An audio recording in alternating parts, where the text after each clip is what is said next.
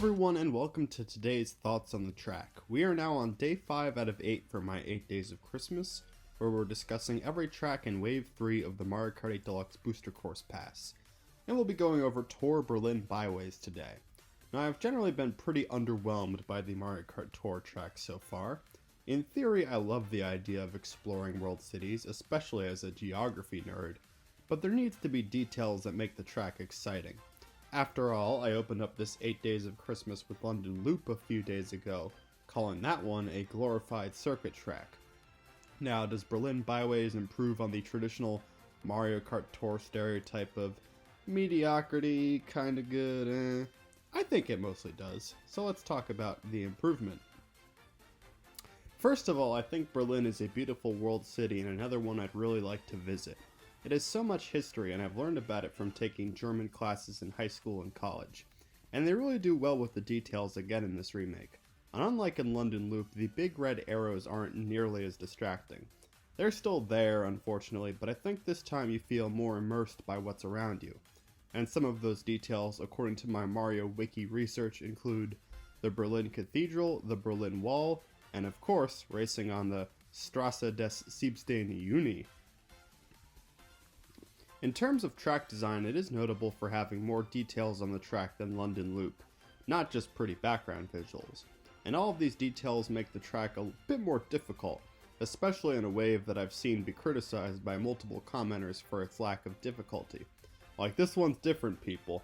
I hope the critics are happy here because I would argue this is one of the more difficult tracks in the wave, but not intolerably so. Of course you have the traffic to contend with, and it's zooming in a bunch of directions, similar to how it goes with DS Shroom Ridge. Like, if you ain't careful, you're gonna get hit by a car. Another interesting detail is the thwomps at the end of lap 2 and 3, as well as the womps in lap 3. They're pretty easy to avoid mostly, but they're another thing to look out for. And after all, who doesn't love a womp saying? One critique I have about the track design is that some of the turns are kinda cryptic.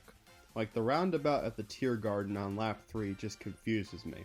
I don't like roundabouts much particularly, and the turns in this track are just generally pretty tight, which again contributes to why I think this track is comparatively difficult to its counterparts from this wave.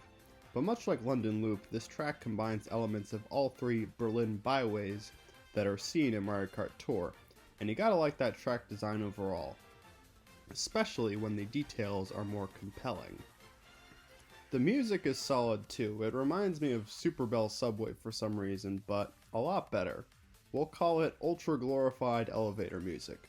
It's super upbeat and eventually transitions into a nice orchestral section. And apparently, again according to my Mario Wiki research, that orchestral portion is meant to sound like the German national anthem.